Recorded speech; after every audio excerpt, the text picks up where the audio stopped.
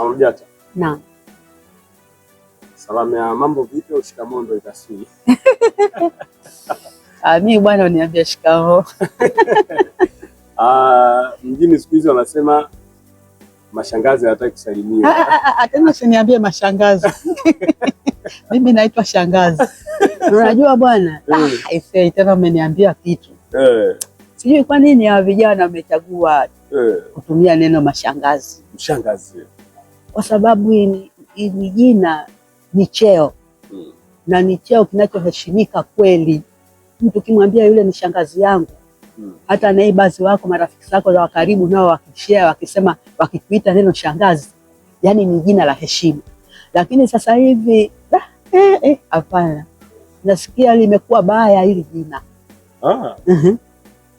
Hilo jina nalitumia miji mama ile yenye hadhi, yenye magari, yenye nini, ambayo yana nani hii, yana uwezo wa kukaa na vijana wadogo kama waume zao. Sasa hadhi inatoka. Mtu ukija kumwambia yule shangazi, anaweza kafikiria shangazi yule. Mimi ni shangazi, yule shangazi wa jina la heshima, shangazi. Mimi naitwa Thekla Mjata. Shangazi. Bwana. Na kwa bahati nzuri huko ninakokaa, ukija utasikia shangazi wananiita shangazi, shangazi. Yaani hata ukiuliza namtaka shangazi ndio utaonyeshwa, lakini sio shangazi yule, mimi ndio huyo. Sasa yule shangazi anaitwa mshangazi. Huyo mshangazi sio mimi. Mimi ni shangazi Thekla Mjata. Ni mzaliwa wa Tanga, Handeni huko. Mimi ni Mzigua. Mzigua. Na kiuhalisia safari yako ya kujitafuta ilianzaje? Maana wanasema vijana tunajitafuta mpaka tunajipata. Mie bwana, kwanza utafutaji wangu mimi uko kwenye uigizaji wa filamu. Lakini huko mwanzo huko nimesoma, nikasomea ualimu, nikafanya kazi ya ualimu, nikajisogeza zaidi, nikaja kwenye utamaduni, mpaka nikawa afisa utamaduni. Na katika hizo sogea zangu hizo zinifanya nikaingia kwenye uigizaji sasa. Baada ya kutamani sana kuwa mwigizaji wa jukwani, mwigizaji wa redio, na sasa hivi nimebaki kuwa mwigizaji katika filamu na tamthilia. Labda tuseme dunia inabadilika, labda maisha yanabadilika, sehemu tuliyopo labda hapakuwa kama hivi palivyo zamani. Wewe makuzi na malezi yako yalikuwaje wakati uko binti mdogo? Mimi nilipokuwa binti mdogo, wazazi wangu waliniona tu kwamba huyu ni mtundu. Kwa hiyo nilipoingia kwenye mambo ya kuigiza hawakuona ajabu.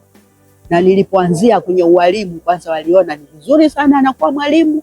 Halafu na yeye sasa, licha ya kufundisha watoto wachache kwenye darasa, lakini sasa anakuwa mwigizaji kwenye televisheni na kuweza kuigiza na kufundisha watu wengi zaidi. Kwa hiyo mtoto wangu mimi ulikuwa wa kutafuta, sikuwa naridhika. Kwa sababu mpaka nifike huko ni kwa sababu nimehamahama. Nimekaa hapa nikaona hapa nitoshi, niende hapa nitoshi, niende hapa. Kwa sababu kwenye ualimu nimefanya kazi serikalini, kwenye utamaduni serikalini, ningeweza kuridhika nikaishia hapo, lakini nikaona ngoja niende kampuni ya filamu, ndio nikoendelea mpaka sasa hivi. Na labda hebu tuambie, ni nani alikuvutia zaidi kujikuta umeingia kwenye maigizo ya redio ya sehemu mbalimbali? Haya maigizo mimi niseme toka mwanzo, kwa sababu nilipokuwa shule tulikuwa tuna siku ya wazazi, tulikuwa tunafanya maigizo yale ya mwisho wa mwaka kwa sababu ya wazazi. Kwa hiyo nimeendelea hivyo, lakini nilipokuja kwenye redio kusikiliza redio, nikawa navutiwa na hawa kina Paguzi, michezo ile ya redio. Nikawa natamani na mimi ningekuwepo pale, na mimi kumbe ningeweza kusema hivi, ningeweza kufanya hivi. Basi kwanza nikaendelea na michezo ya redio. maana nilikwenda mpaka redioni nikawa ninarekodi michezo ya redio nikiwa pamoja na kina Hamisi Tajiri, kina Mzee Jongo, kina Aliketo, hao wote ni marehemu, Mungu walaze mahali pema, Tunu, kina Zenadili, kina Mariam, wengi sana siwezi kuwataja. Hao nilifanya nao kazi katika michezo ya redio, tena ni TBC. Tulikuwa tunaonyesha michezo yetu TBC mpaka tukawa tunajiita wasanii wa redio ya TBC, na tulikuwa tunaweza kwenda mpaka mikoani tukaonyesha ile michezo yetu ya redio tukaionyesha kwenye stage, na watu walikuwa wanapenda sana. Ndio baada ya hapo sasa nikaona michezo ya redio inafanana na michezo ya television. Ilipoanzishwa television ya kwanza miaka gani? Miaka ya 55? Hapana, hiyo ya 55 ni michezo hii ya kuigiza jukwaani kwa nani, hii siku za wazazi, lakini hii ya kwenye redio huku tena ni kwenye 1900 na ndipo nilikofanyia michezo ya redio na baadaye kuingia kampuni ya filamu Tanzania. Sasa ulisoma ualimu wewe? Nilisoma ualimu. Kabla ya kwenda kwenye ualimu, hebu niambie kitu gani unakikumbuka sana wakati uko binti mdogo? Ukiangalia labda kingetokea kisingetokea, historia yako ingebadilika, isingekuwa hivi leo.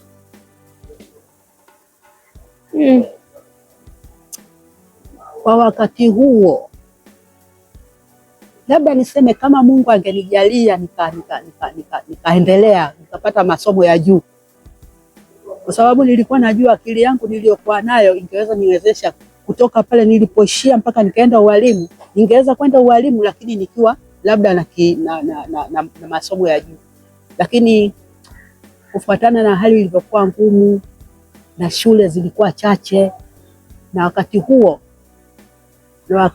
kwa kweli watu waliokuwa wanachaguliwa kwenda masomo ya juu zaidi lazima wawe na jina. Watu naona sana watoto wa mapadri, watoto wa walimu, watoto wa nani ndio waliokuwa wana nafasi ya kwenda, lakini watoto wa wakulima, mpaka ukimwona mtoto wa mkulima akachaguliwa kwenda masomo ya juu, ana bahati sana. Ana bahati sana. Baba yako alikuwa mwalimu, sio? Babangu alikuwa mwalimu. Ulijuaje? Babangu alikuwa mwalimu na mpaka anafariki watu wanamuita Mzee Davis Salim. Mwalimu Davis. Alikuwa anamuita Mwalimu Davis. Alikuwa mwalimu. Amekuja kuacha miaka hiyo kabla sisi hatujazaliwa. Unakumbuka nini wewe kwenye kazi yake ambacho wewe unakikumbuka mpaka leo? Baba yangu kwa sababu alikuwa mwalimu, alikuwa very strict. Yaani hata nyumbani tunafikiria ndiye alikuwa darasani. Sisi tulikuwa bwana kama ni enzi hizi wale watoto wanaitwa watoto wa geti kali.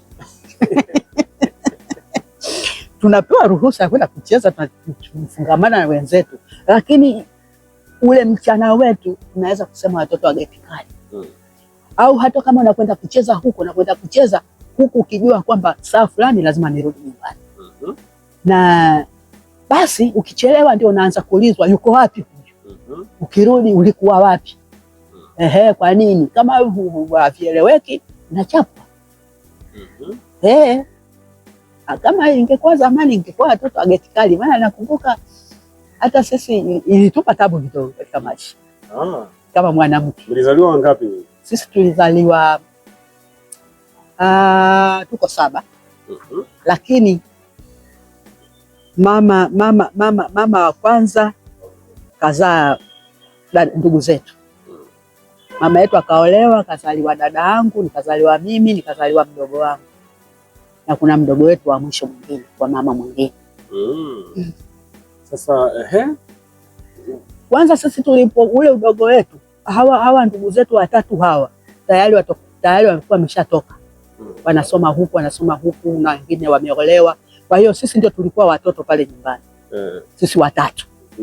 Tumelelewa na baba, tukimuona baba na mama hawa hapa. Ukikosea yule mzee akikwambia fimbo 6 nitakupiga fimbo 6 ni fimbo 6. Hata kama atakuhurumia atakuchapa leo 2, anakaa mwenyewe siku kafurahi tena anakwambia zile fimbo zetu bado. Yaani mpaka ziishe hizo 6. Zilikuwa unahisi fimbo zilikusaidia zile? Zimenisaidia sana. Na zamani mtoto, sisi zamani bwana, bila kupewa hizo fimbo yaani matunzo ya namna hiyo ilikuwa ni kawaida. Sio kwamba ilikuwa anaambiwa anamdhalilisha, sijui anafanya nini. Lazima umefanya kosa, unaadhibiwa. Lazima umefanya kosa na lazima uadhibiwe. Malezi ya siku hizi unaonaje? Malezi ya siku hizi rafiki yangu matamu, mazuri. Lakini ni yale nabaki unasema wewe una wajukuu? Unamwambia una bahati. Na mkuu 3. Unakaa nao? Wameshakuwa watu wazima na wameoa na watoto wao. Umewahi kukaa nao wakiwa wadogo? Sana. Ulikuwaje kwenye malezi yako?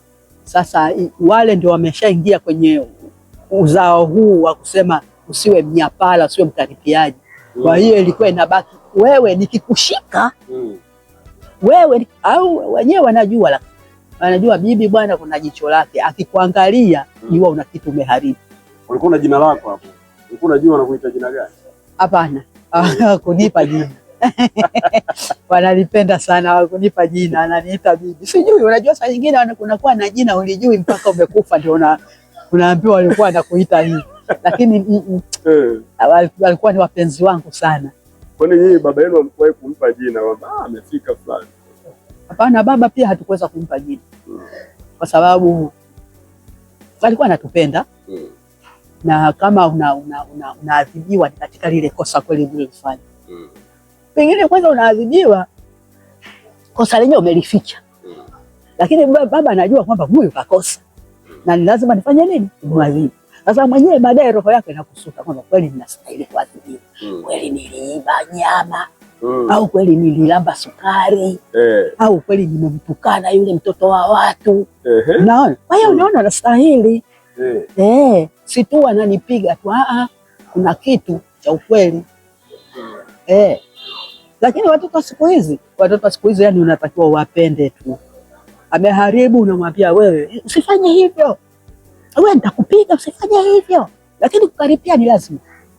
Na wanaijua sauti ya kukaripia. Lakini kuna njia, unafikiri tofauti na kupiga, kuna njia ambayo ukizungumza nadhani wanakuelewa sasa kwa mabadiliko ya sasa hivi. Kwa mabadiliko sasa hivi mtoto lazima awe mpenzi wako. Anakupenda, anakuelewa. Ukimwita sasa ukimwambia hebu njoo, kaa hapa. Unajua unachokifanya ni kibaya. Unajua ni hivi na hivi na hivi na hivi. Unajua matokeo yake yatakuwa hivi na hivi. Wewe utakuwa mtoto mbaya, utarudia tena. Hapana bibi, usirudie tena. Unasikia? Mimi nakuangalia usirudie tena. Ndio.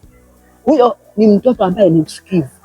Lakini kama sio mtoto msikivu, kwanza vile ukimwita anakuambia unasemaje? Njoo.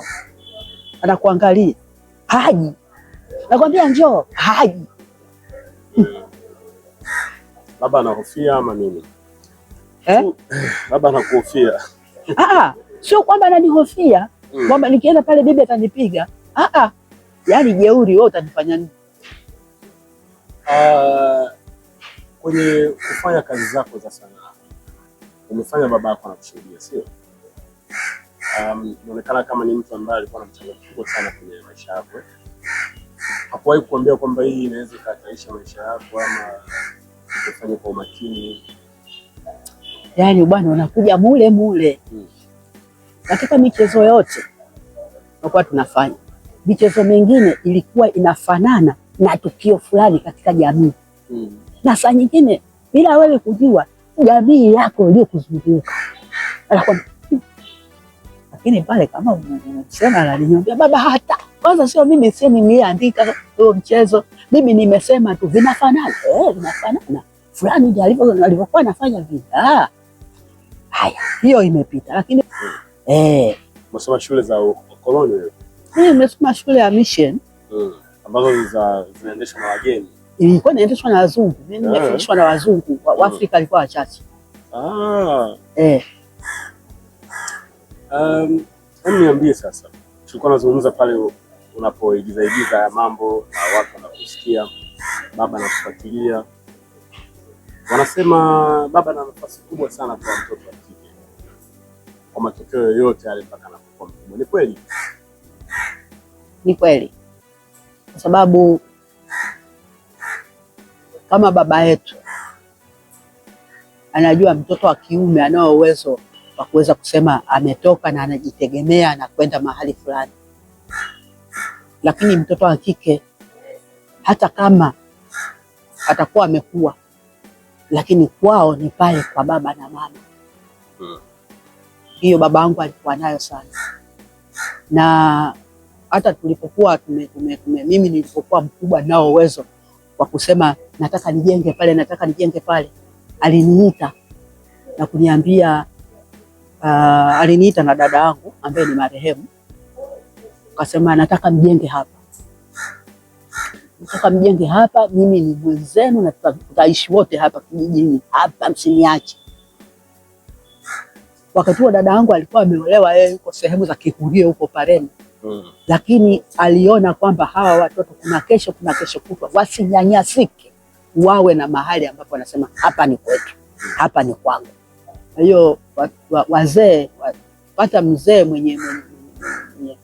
mwenye akili sawasawa na kusema mtoto wa kike ni lazima awe na nyumbani, ajitambue na nyumbani ni pale alipozaliwa, basi ni pamoja na baba yangu alipomfanyia.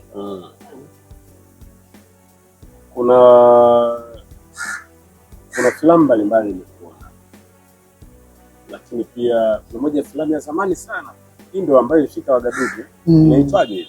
Ile inaitwa Harusi ya Mariamu. Ilikuwaje ukapata nafasi ile? Hii wakati huo nimeshaenda, nimehamia PFC.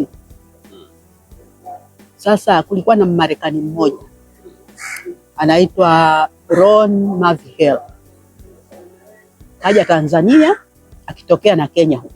Kwa Kenya akatengeneza filamu moja, kaja Tanzania, akaona Tanzania ni nzuri kuliko huko alikotengeneza hiyo filamu. Akakutana na production manager wetu anaitwa Martin Mhando, nafahamu. Wakati huo ni production alikuwa anasimamia tamasha la Azizi. Sasa yule alikuwa production manager kwenye kampuni ya filamu Tanzania. Kwa hiyo walipokutana na Ron, wakati anakasti watu wake, akaona kwamba Mama Mjata anafaa kwenda kuigiza kama shangazi wa Mariam. Kwa hiyo akatupa script, akachaguliwa, tukaenda location, tukaproduce hiyo filamu. Ikawaje baada ya filamu kutoka? Hii filamu haikuwa ile ndefu ya dakika 150 na filamu ni dakika 150. Eti 150 ziti 130, 1 hour and a half. Sijui. Basi alipomaliza hiyo filamu, yeye tulipomaliza kushoot, yeye alitoka na material yote akaenda nayo Marekani. Akaenda fanya editing kule, sababu huku kwetu sisi ilikuwa kama kwetu huku, mpaka apate hiyo finali hii wakadevelop hizo film negative, wafanya nini kazi, akaenda nazo Marekani kule akafanya editing na kila kitu, filamu ikatoka. Ilipotoka yuko Marekani huko, anapiga simu Tanzania, anasema mwambieni shangazi amefanya kazi kubwa sana. Mwambieni mshangazi. Mwambie shangazi Mariam amefanya kazi kubwa sana. Akasema asante. Ilipotoka ikaja tukaiona, lakini sio kwenye majumba ya sinema. Ndio majumba ya sinema ni mengi, lakini ilikuja tu tukaiona sisi.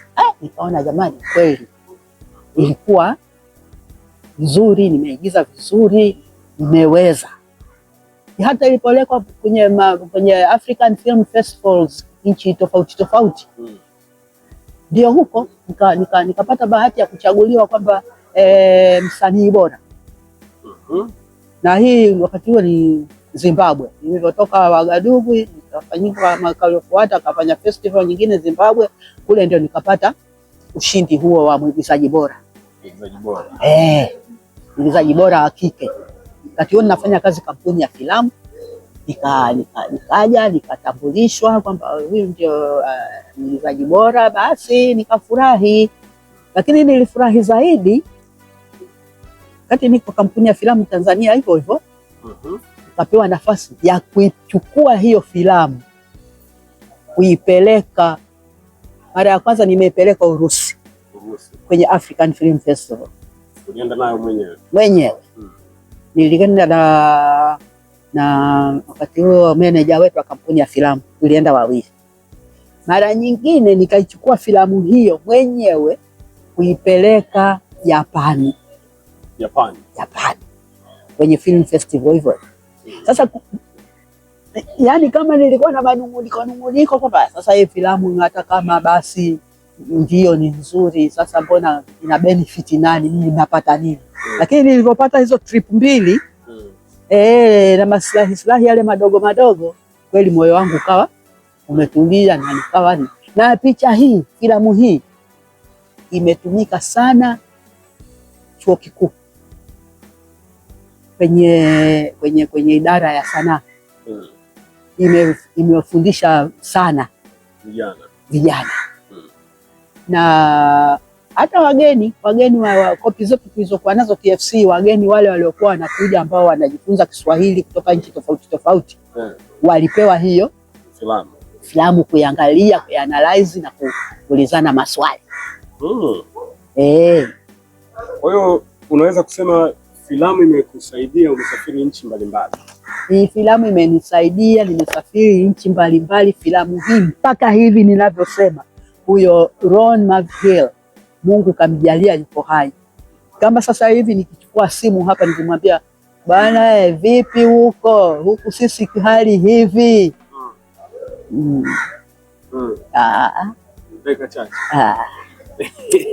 napata vidola vyangu viwili vitatu kabisa. Sana. Hebu niambie kitu kimoja ambacho labda mimi sikifahamu. Umewahi kujuta kuwa mwigizaji?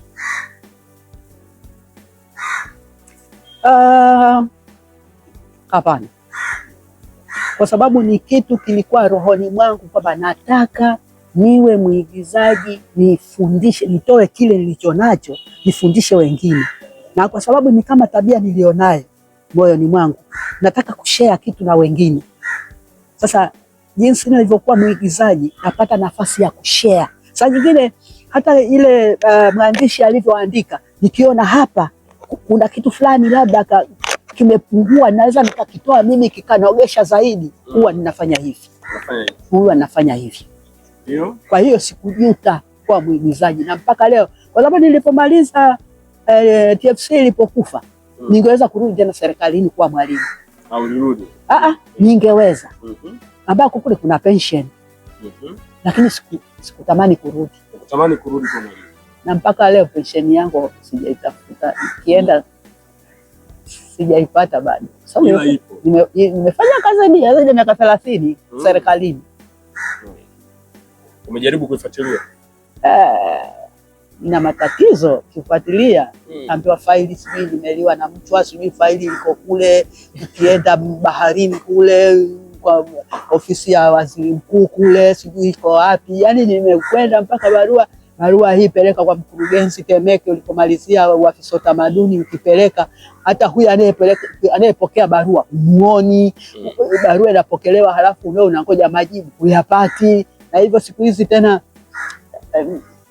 labda akupigie simu, asipopiga tena ndio umekwama. Lakini hapo ulipo huko katikati unafuatilia? Bado nafuatilia. Unafuatilia. Matumaini yapo? Lakini matumaini labda nianze tena, kwa sababu kuna wakati nilifikiria nimefika, kwa sababu niliambiwa ni barua moja tu itoke kwa mkurugenzi Temeke.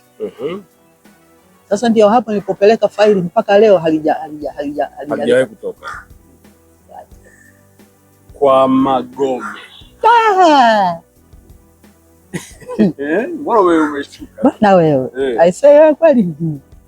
Kwa Magome ndio shule yangu ya kwanza niliyokwenda kufundisha. Hapo ndio shule yangu ya kwanza na ni kijiji karibu na kwetu. Ilikuwaje? Hebu tuambie. Inaonekana kama nimekugusa hivi kupataje kwa Magome.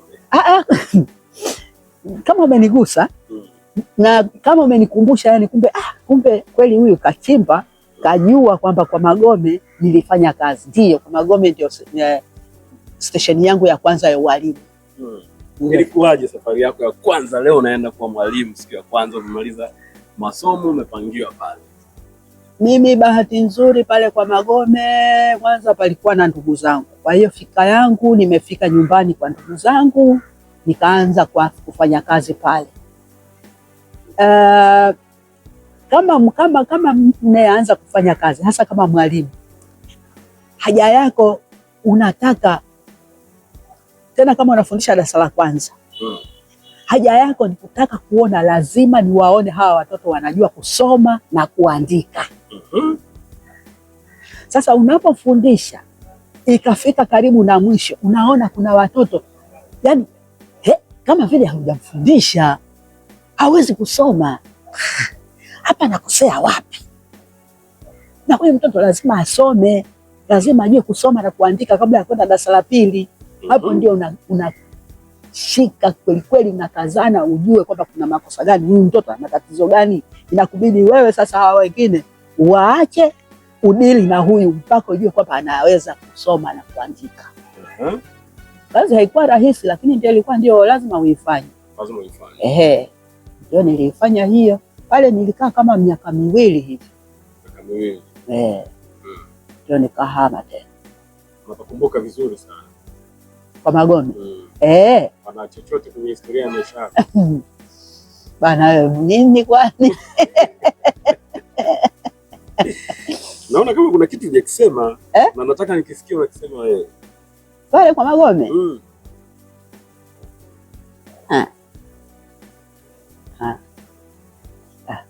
Wewe acha bwana, tuache. Hebu tuache hapo. Mimi ndio nilikuwa mwalimu kwa Magome, nimefundisha. Hebu kukumbushe ilikuwaje? Tuambie basi wajukuu zako hapa. Hapana, hakukuwa na zaidi. Hivi uliolewa? Safari ya uchumba ilianzia wapi? Safari ya uchumba hii ilianzia Korogwe. Korogwe? Mlikutanaje? Najua wakati ule maana nilikuwa kama Magome. Sio kwa Magome.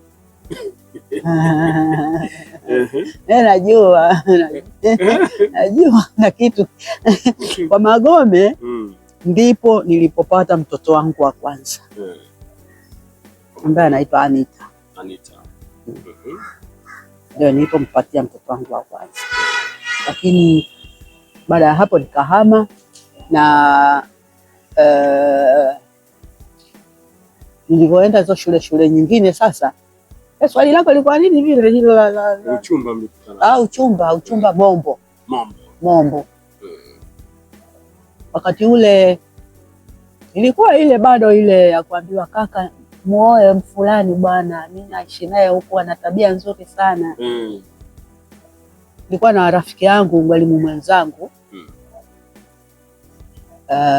alikuwa na kaka yake, basi akamshawishi akanichumbia akanioa.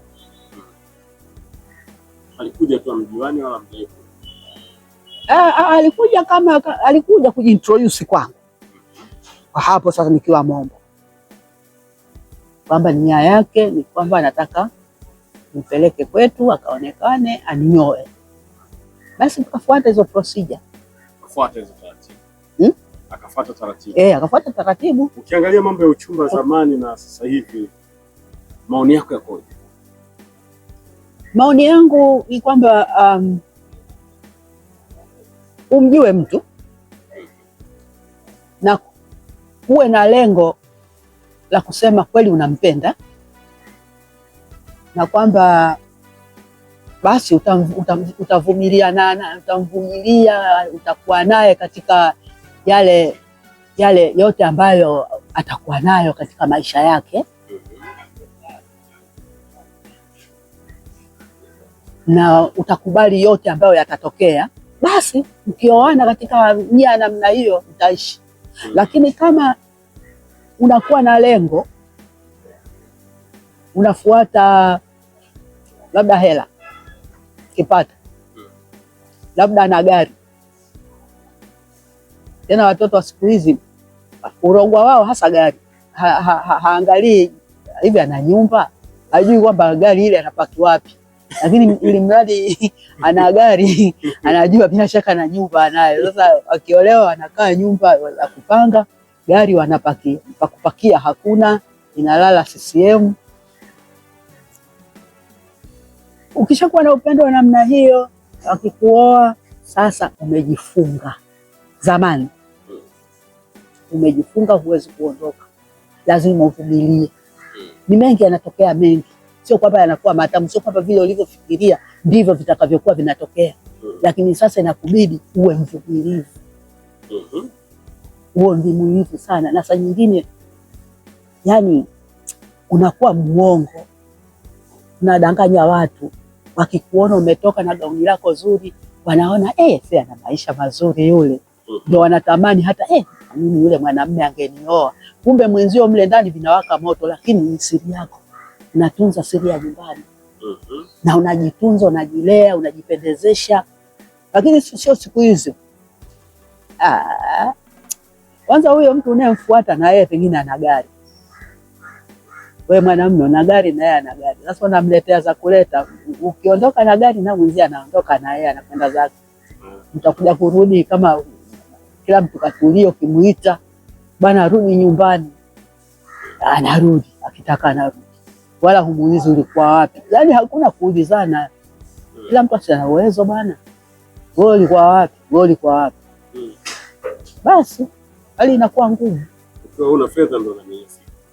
Kama huna fedha, na nilikuja kwa sababu una fedha, na siwezi kuvumilia kwamba huna fedha, wanaachana.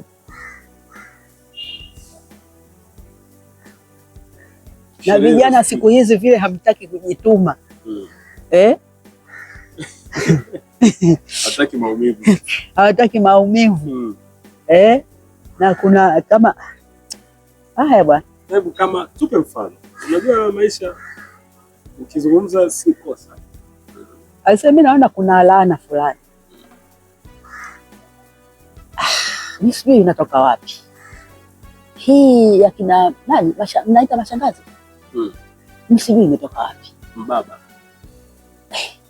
Binti mdogo na mzee kidogo. Mimi sijui imetoka wapi. Tena afadhali wa wenzetu mwanamume kuoa binti mdogo inakuwa ni sawa. Sio aibu sana, sio aibu. Lakini mama, yani kama mimi, kwa sababu I'm well off, na gari na nyumba, hela kwangu zinaingia, hata kujui zinatoka wapi hizi. Pengine na mume mwingine huko, ni baba mwingine na alitoa hela na kuja na kulisha wewe. Huko kwenye style, nguo zikitoka nzuri lazima nikupendezeshe, nikiendesha gari huko upande huu. Umeridhika. Mimi sijui hili ni laana. Mtoto wa kiume umeridhika, unalelewa vile. Hizo hela unazopata unaweza kumsaidia mama yako kweli na baba yako?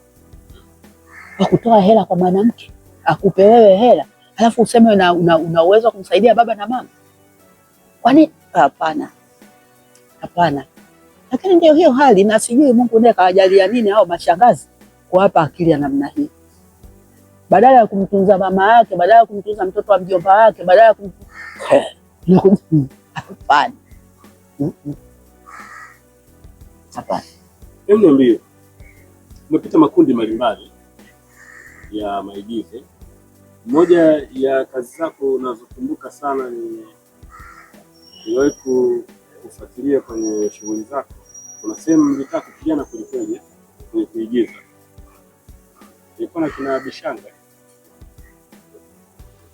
Tulikuwa na kina Bishanga. Tulitaka kupigana ukweli ukweli. Kwenye maigizo. Sio kuigiza. Sio kuigiza. Ilikuwa si mambo ya nywele, si kawaje. Ni kweli.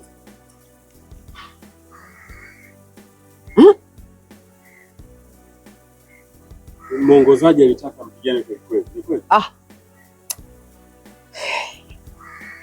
Najua bwana, kuna waigizi, kuna madirekta wengine yaani sasa anapokuambia nataka kweli mfanye kama vile mnapigana kweli kweli, naambia rafiki yangu, hiyo siwezi, hiyo sitafanya, kwa sababu tunaweza mwenzangu anaweza kanipiga mahali nikaona nimeumia nikaacha ule uigizaji. Sasa ili kujihani kwamba ninaumia lazima nifanye kweli. Wakati huo hakuna kamera itakayosimama wala hamtasema kati, maana imenoga. Kwa hiyo jamani, hiyo mimi siwezi, hiyo siwezi. Siwezi. Kwa hiyo nilikuwa na Mama Bishanga, naona ndio alitaka tupigane kweli kweli na Mama Bishanga. Nasema hiyo mimi sitafanya. Na kama kuna sasa kuna dialogue nyingine tulizifanya, nikaweka ahadi kwamba kama kitu fulani sijui kitatokea kitu fulani gani, mimi nitakata nywele. Na kweli nilikata mwenyewe, lakini sio kwamba nilikatwa na mtu. Nilisema vile kwa sababu nimezichoka, nataka scene inayofuata niwe nimekata nywele.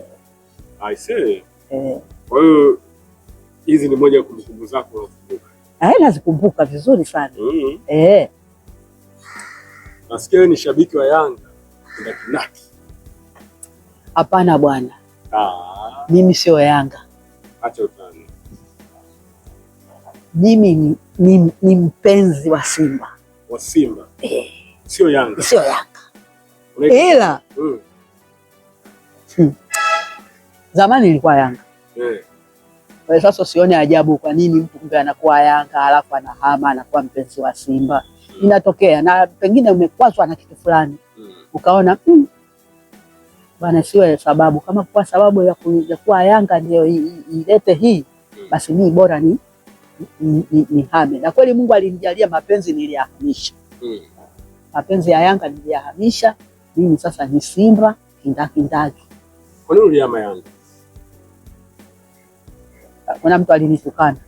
Kisa mpira? Kweli. Ilitokea nini?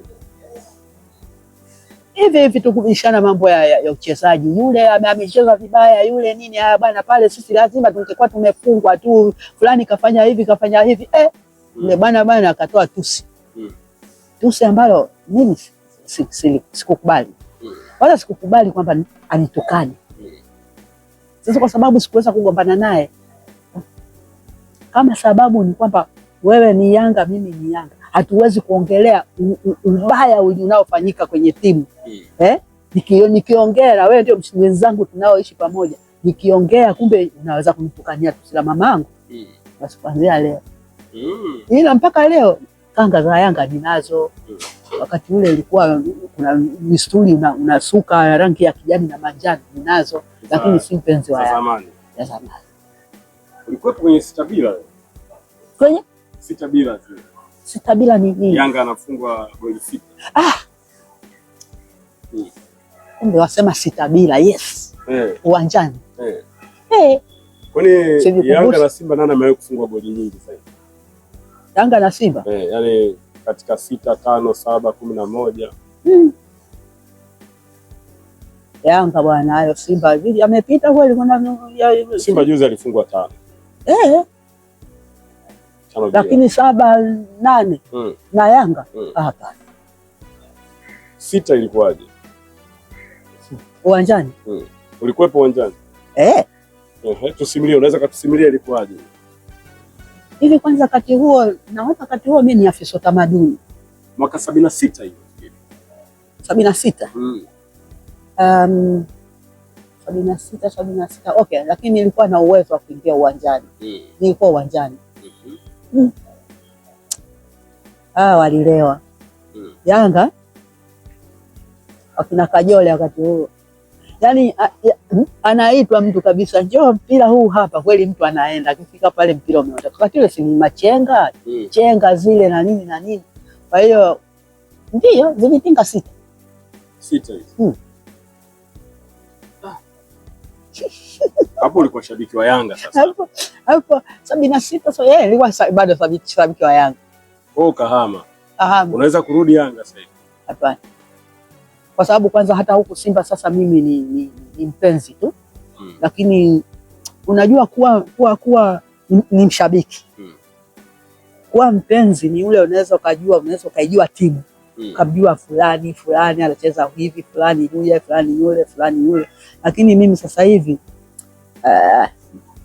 sisi ndio wale tunaopepea tu sasa.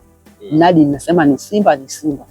Lakini kuijua timu eza timu fulani. Ukiletewa zawadi za jezi ya Yanga uvae? Hapana. Labda unipe kwa sababu fulani.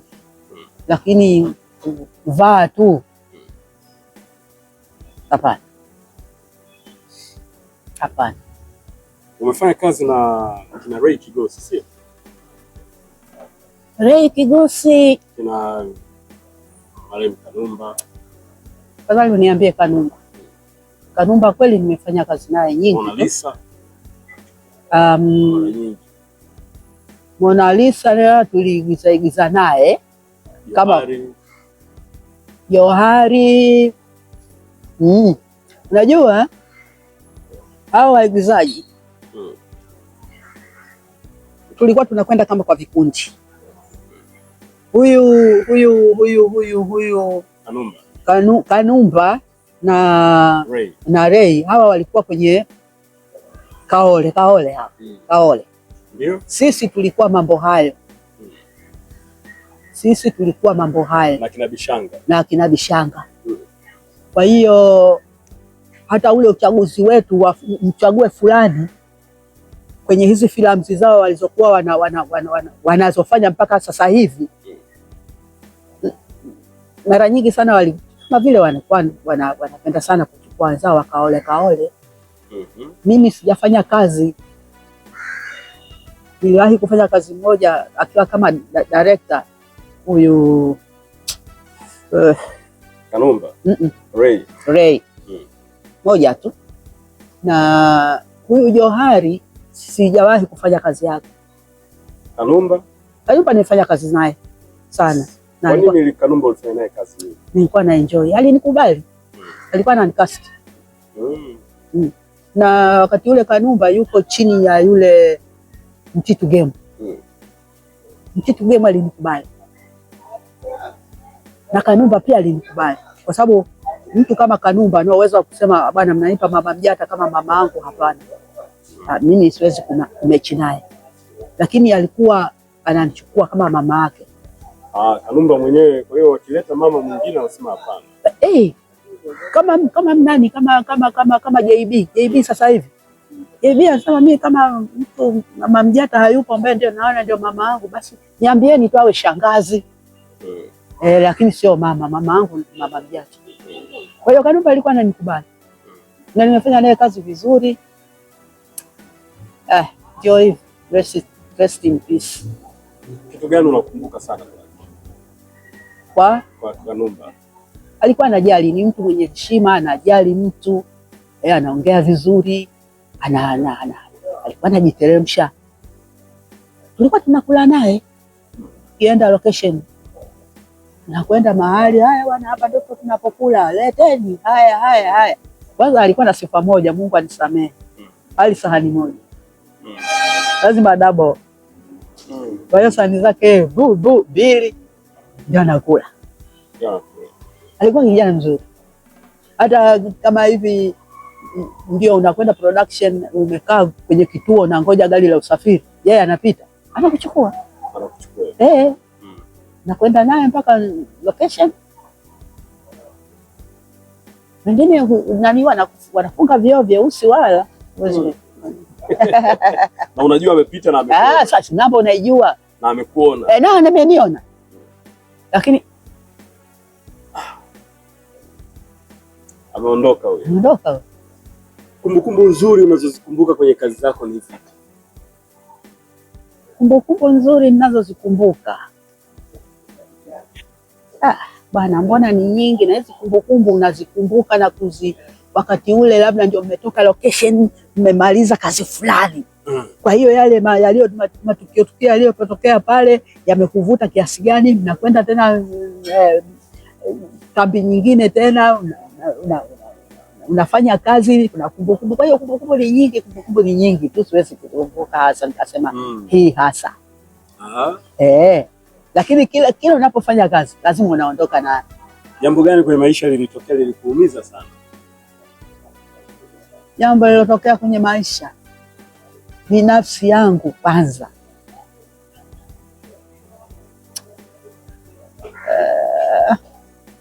Ni kumpoteza mume wangu wa ndoa. Pole. Sababu alikufa bado kijana na alikufa kwa accident. Kwa hiyo yale nilikuwa nimetaraji akawa ndio mwisho. Maisha yamebadilika, na hata kama siseme nimeolewa, sababu sikufunga ndoa nyingine. Hata kama niliwahi kuishi na mtu mwingine, lakini ndoa yangu kwanza. Saa nyingine nikipata misukosuko nakaa nafikiria, je, angekuwa yupo saa hizi, tulikuwa tumekaa tunazungumza, tunaulizana, au hata kama angekuwa kaniacha yuko mahali pengine, lakini najua yuko. Kuna siku naweza kumuita tukaongea, nikampa ya kwangu na yeye akanipa ya kwake, basi vyote vimekatika. Pole sana. Asante. Asante kwa mazungumzo. Nimefurahi kuongea na wewe kwa kweli. Kuna kitu hujaniambia? Bwana, katika hizi filamu mimi sijui kama kuna msanii mwenzangu naye, mimi nimepata tuzo 7. Tuzo 7. Usiku wa tuzo siku ile umepata ngapi? Sasa ile ni moja hapo katika hizo 7. Yaani katika matukio tofauti nazo tuzo karibu 7. Sasa nikaangaliaga saa nyingine msanii mwenzangu nani ambaye naye kapata 7, sijui. Kazi okota hivyo. Mimi hizi tuzo za heshima za kutambulika kwamba huyu ni msanii, huyu katoka mbali na sisi, ninazo. Unazo? Nazo nyumbani kwangu. Hata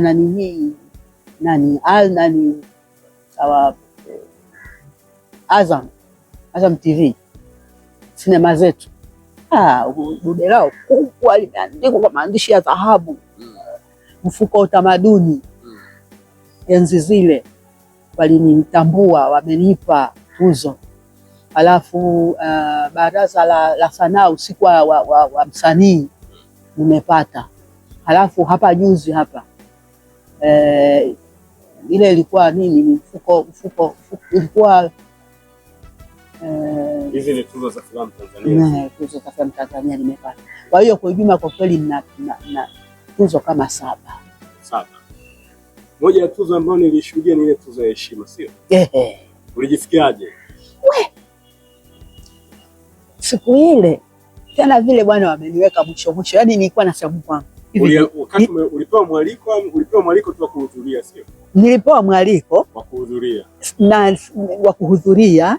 Ingaje nilikuwa naambiwa kwa interview hii tuliyofanya tunakwenda kuweka pale, lakini sikuwa na imani. Uko unaambia unaweza kutokea chochote. Inaweza kutokea chochote. Lakini hawa tunaongea kama hivi unanifanyia hivi, lakini inawezekana wewe unajua. Sasa mama mjia hata hivi ndio hivi, haiwezekani bwana. Bwana mara nyingi tu inatokea afisi. Wewe utaona tu. Sasa siku ile nilivyoenda, nimeenda watu wote wapo pale, anatajwa, wanatoka watu wanamkumbatia, anatajwa. Aliposimama sasa mwenyekiti wa bodi ya filamu na nini, aliposimama Mona akaanza kutoa wasifa. Nasikiliza, nikamwambia mtu, huo wasifa huo unaotolewa ni wa kwangu. Kuangalia hivi kwenye TV kule ninapita mimi tu picha zangu na activities fulani ninazofanya. Mpotajwa Tekla Mjata. Kuna kijana mmoja nilimwambia simama hapo nishike mkono nipeleke kule juu nitaanguka, unishike mkono kanipandishe pale penye ngazi.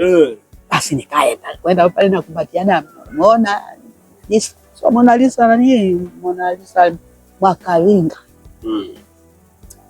Na kwa sababu yule mwanafunzi chuo kikuu, wakati yuko chuo kikuu alikuja nyumbani kwangu kwenye harusi ya Mariamu hiyo kupata Mariamu ndio nani? Harusi ya Mariamu. Mariamu ni binti fulani hivi simkumbuki tena, yeye tulimkasti huko Korogwe. Basi sasa paliponishtua zaidi pale holi lote liliposimama mpaka waziri waliposimama sasa kwa heshima yangu. Sasa nilijisikia wote wale hapo kimya, naangalia utukufu tu kwa heshima yangu. Nilifurahi sana.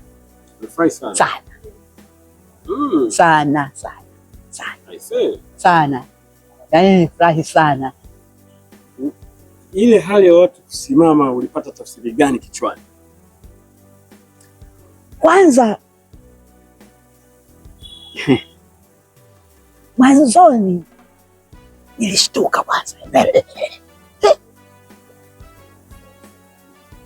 lakini baadaye ndio nikajua sasa wanasimama kwa sababu ya tuzo niliyopata, kwa sababu ya kazi ninazozifanya. Wanasaluti wale, wamesaluti kwamba kweli mama anastahili.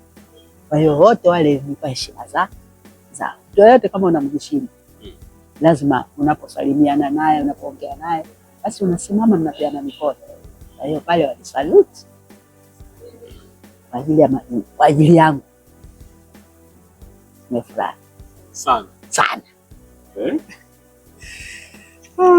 Asante kwa mazungumzo mazuri sana leo. Nimefurahi kwa kweli. Na mimi nashukuru sana. Na wanasema kama ni mtu basi umepata cream. Na ni vyema kwa sababu hii miaka tunayokwenda unakuja kusema jamani, mimi ndio kwa mtu wa mwisho kuongea na mama Mjata. Kweli kabisa. Hapana, mimi kila mtu ninayefanya naye interview namwambia mwenzangu itunze sana hii. Mungu anaweza kukupa miaka 200. Hiyo ya kushikwa hivi kabisa hivi. Hapana. Ni kwamba kwani hivi unavyozeeka utamani kuendelea kuishi?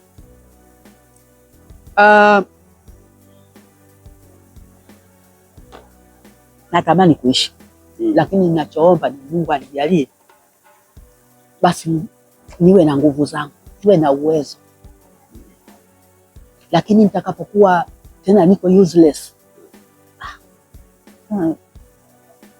yaani unasaidiwa kila kitu, wala pengine hujui usiku wala mchana, unatolewa nje, unarudishwa, sijui unafanywa nini, sijui kwanza ni nani huyo wa kumpa hiyo adhabu? Maana kwa kama adhabu asipofanya analalamika, hakumtunza mama yake, hakumshika, sijui hakufanya nini. Lakini mbona unampa kazi ngumu? Maana hiyo kazi ngumu bora. Nasikia majuzi kuna wanafungua kambi ya wazee Bagamoyo. Mimi nilifikiria nikasema mimi nitapata bahati ya kwenda huko. Kwa nini niwasumbue watoto wanilee wanani? Nikiambiwa kambi ya wazee huko, nikiambiwa mama Mjata nienda wewe mmoja wapo, nakwenda. Ingawaje bwana, bahati hazinipati. Kwa sababu kuna mfuko wa TASAFU kusaidia wazee nyumbani, sipati. Unanifanya nikuulize swali gumu. Ina maana kwa mfano tukisoma kwenye mitandao na nini duniani huko, wanasema mtu akifikia umri fulani anaona mimi sipasi kuendelea kuishi, madaktari naomba msitishe maisha yao. Wewe unaweza kufikia hali hiyo? Hapana, bado. Lakini itakuja kufikia kama hivyo, unapelekwa hujui huu ni mchana au ni usiku. Mambo ya macho yamefumba. unatembea tu unatetemeka tetemeka. Ya nini? Kwa sababu kitu ninachojua mimi, kufa ni kupumzika, na ukisha kufa wala huumii. Wanaumia ni hao wa nje, watalia mama, watalia bibi, watalia shangazi, lakini wewe you are gone. Kama hivyo tunavyoambiwa, sijui roho inakwenda, mwili unaoza. Yaani pale unapolala na kama umekufa peaceful, hakuna majuto. Na kama hivyo umemwambia daktari nimalize, tena umeshasali kabisa, umejikabidhisha. Haka nalala usingizi wako basi forever. Lakini simu gani ikipigwa wewe unakushtua sana? Nini? Simu ikipigwa ambayo unaona nani ikupigia simu unashtuka?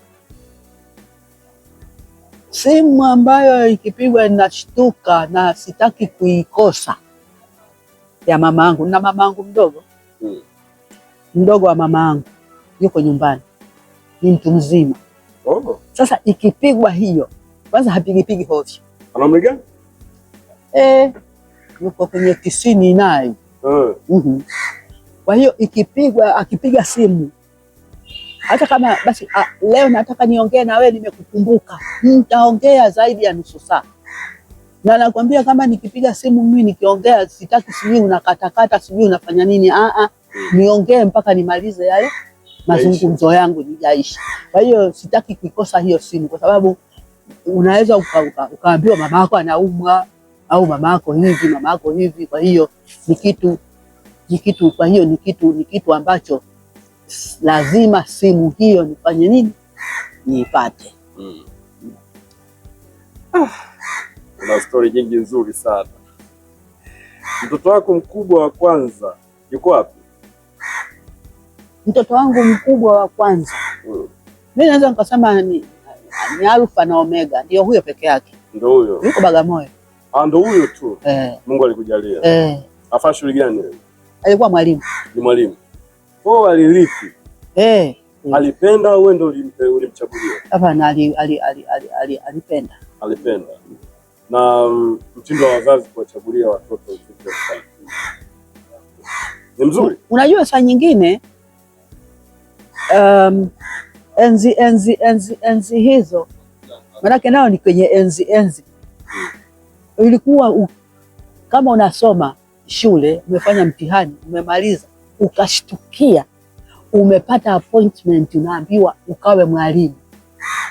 Kwa sababu wanakuletea wale wanaangalia, anakwambia katika kule kujaza kwako zile unajaza, unataka uwe nani, unataka ukasomee kozi gani. Unapopata wewe wenyewe ndio wanaojaza, wewe mwanafunzi ndio unayejaza mwenyewe. Sasa inapotokea kwamba umechaguliwa katika hii, unashukuru Mungu, unakwenda. Kama una uwezo na alternative, nasema hii siitaki, basi unaacha na kwenda hiyo unayoitaka. Lakini pengine itakubidi ujigharamie mwenyewe. Hii unagharamiwa na serikali, umepewa na serikali. Kwa hiyo yeye naye alipata hiyo chance na haikuwa mbaya, kwa sababu mimi ni mwalimu, baba yake ni mwalimu, tena wa Makerere. Na alikwenda kusoma Marekani, akawa best student, the best African student Marekani. Baba yake. Kwa hiyo hakufanya makosa. Familia ya walimu. Na mkatufundisha. Na baba yangu alikuwa mwalimu. Na dada yangu alikuwa mwalimu. Hongera sana. Asante. Neno gani ambalo ukiambiwa linakuumiza sana?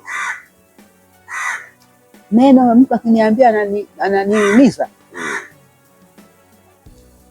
Na nisiseme neno, labda kitendo. Kitendo. Dharau.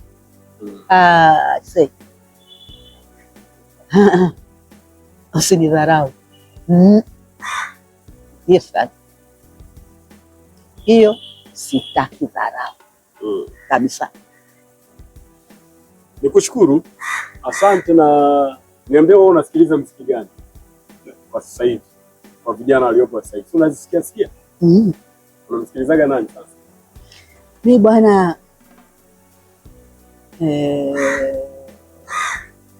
namtaka wako wengi tu. Konde Boy. Kwa nini Konde Boy? Yaani napenda sana vitu vyake. Kwa sababu Kajala umefanya naye kazi, sio? Sio kwa sababu Kajala tumefanya naye kazi, ni mbunifu. Nani? Konde. Music yake ni mbunifu. Wimbo gani unaupenda sana wa Konde? Tena ndio sitaki dharau. Sitaki dharau. Alafu ule wimbo ambao alikuwa akipiga marehemu Magufuli anacheza. Na naupenda. Unaupenda? Na Kajala umefanya naye kazi, sio? Kajala nilifanya naye kazi kwenye production hizi kupata cast pamoja na yeye. Na kuna siku alikuwa na filamu yake, kwa hiyo alinicast. Namfahamu Kajala. Alikuwa ni binti mzuri, ana heshima sana, na nilimpenda. Ndio kisa cha kumfahamu Konde Boy. Kwani Konde Boy alikuwepo hata kabla ya Kajala. Kuna nini useme Kajala ndio basi usifanye majina ya watu. Mimi Konde Boy nampenda na music yake naipenda. Asante sana.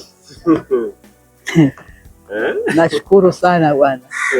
Na mimi nakwambia nondo hizo ziweke, tazitunza hizi, tazitunza, alafu zimetoka muda mrefu. Ongea na wewe interview saa moja. Sana, sio kawaida, na yote imejaa. Imeenea vitu ambavyo sikuwa navifahamu.